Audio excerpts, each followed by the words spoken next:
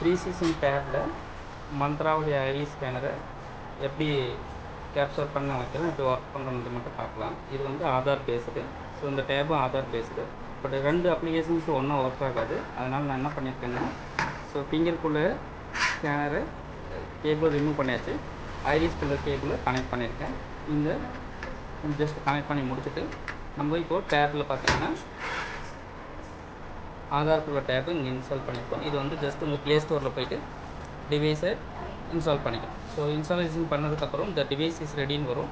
So இந்த 3 green mark வந்திருக்கணும். இது வந்து ஃபஸ்ட்டு நெட்டு, 2வது வந்து ஆர்டி சர்வீஸ் உள்ளது, 3வது வந்து டிவைஸ் கனெக்ட் ஆகிருக்கும். இந்த போர்ட்டில் நான் இப்போ கேப்சர் டெஸ்ட் பண்ணுறேன்.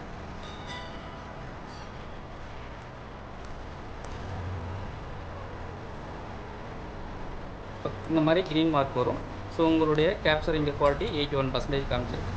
ஸோ இது கனெக்ட் பண்ணதுக்கப்புறம் உங்களுடைய ஆதார் அப்ளிகேஷனுக்கு போகணும். ஆதார் அப்ளிகேஷனில் எப்படி பண்ணுறாங்கன்னு ஒரு டைம் செக் பண்ணிக்கலாம்.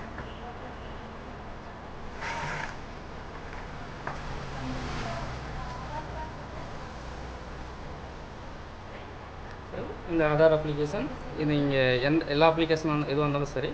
ஸோ இங்கே போயிட்டு ஜஸ்ட்டு அவங்களுடைய கோட் நம்பர் கொடுக்குறோம். கொடுத்த உடனே நார்மலாக டிவைஸ் வரும், கேப்சர் எடுக்கும்.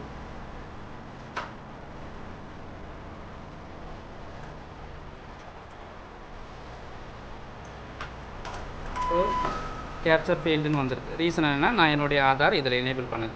ஸோ நார்மலாக இப்போ டிவைஸ் வந்து ஒர்க் ஆக ஆரம்பிச்சிச்சு. ஸோ உங்களுடைய அப்ளிகேஷன்ஸில் இப்படி தான் ஒர்க் ஆகும்.